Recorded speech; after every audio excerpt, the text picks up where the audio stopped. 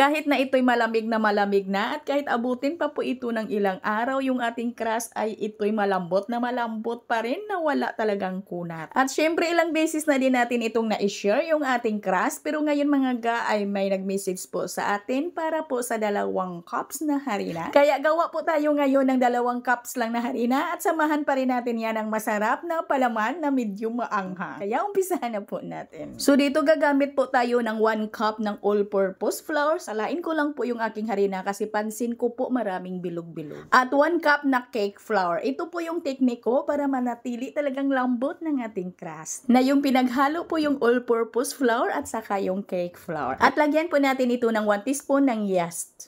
Ang gamit ko po dito na yeast ay yung ECC Apple Instant Dry Yeast. At maglagay tayo dito ng half teaspoon ng iodized salt, 2 tablespoon ng light brown sugar, at 1 teaspoon ng vanilla. At lagyan natin ito ng 1 piraso na medium na itlog. At gagamit po ako dito ng kanula, ng brand ng ating mantika. Pero mga pwede naman na kahit ordinary lang. Or yung regular lang po na mantika. At lagyan lang po natin ito ng 1/3 cup ng tubig. And then tunawin muna natin yung ating asukal at asin at basahin po natin yung ating harina at masahin po natin ito. At masahin lang po natin ito ng mga 5 minutos. Hampas tulak ko po ng 5 minutes ay pwede na po ito. Hindi naman natin ito kailangan ng makinis na dough. Kunting masa lang ay okay na po yan. At palambutin muna natin ito. I-rest muna natin ito ng mga 30 minutes. At pagkalipas ng 30 minutes ay palaparin na po natin yung ating dough. Medyo malapad or malaki yung aking gagamitin na hulmahan. May sizes po ito na 12 by 16 by 1. Kayo mga pwede naman ninyo na i-divide po ninyo ang inyong dough. Kung wala kayong mga ganitong hulmahan, ay pwede naman na i-divide po ninyo ito sa mga medium sizes lang at small sizes lang. At pagkatapos nito ay i-rest muna natin yung ating crust. Magluto muna tayo ng ating sauce. Dito sa mainit na po natin na kawali ay maglagay lang po tayo ng 1 tablespoon ng mantika at igisa na din natin dito yung ating bawang at sibuyas. At gagamit lang po tayo dito ng half cup na tomato sauce. Ito po yung ating sauce ay makakovered lang po ito sa 2 cups lang po natin na crust. Kasya lang po talaga ito sa 2 cups lang na harina. At lagyan ko lang po ito ng half cubes ng ating nor pork. At kunting asin lang. At mga half teaspoon ng ating black pepper. At lagyan lang po natin ito ng 1 1/2 tablespoon ng light brown sugar at 25 grams ng banana ketchup. At haluin lang po natin hanggang sa lumapot na ng kunti. At mahina lang po talaga yung apoy ng ating kalan dito ha kasi kunti lang naman yung ating niluto. At ito mga okay na po yung lapot nito. At ito na po yung masarap po natin na toppings or yung ating palaman. Gagamit po tayo dito ng 2 lata ng tuna. Yung isa ay maanghang. At kinuha lang po natin yung kanyang sabaw. At dito maglagay po tayo ng 1/3 cup ng real mayonnaise. At 1/3 cup ng dahon ng sibuyas. At hiniwa lang po natin yan ng pino. At dito naglagay po tayo ng kunti lang po talaga na asin. At haluin lang po natin yan.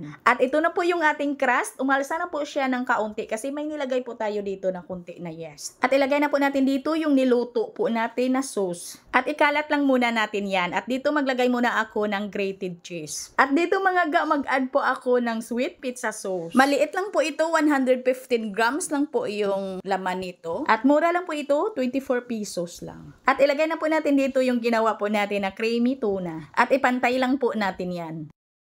At lagyan natin ito ng red and white onion and red and green black pepper. At lagyan din natin ito ng mushroom. At lagyan natin ito ng grated cheese. Gagamit lang po tayo dito ng quick melt cheese para po magme-melt lang po yung cheese natin. At naluto ko po ito sa init ng ating oven na 190 degrees Celsius sa loob ng 25 minutes. At mga pwede din nalutuin po natin ito sa ating mga dry steam. May mga video na po tayo dyan. Dito sa ating mga toppings talaga ay depende na ho yan talaga sa atin kung ano pong gusto natin. Ang importante lang po dito ay marunong po tayong gumawa ng crust. At depende din sa atin kung ano kalaki yung gusto po natin na sizes ng ating mga crust. At dito gumawa din ako ng double flavor. Yung kalahati po dito ay tuna at yung kalahati po dito yung ham and cheese. At syempre another 2 cups din ito ng ating crust at nagluto din ako ng another pa natin na sauce at yung ating toppings. At hanggang dito lang po yung ating video. Maraming salamat at bye-bye!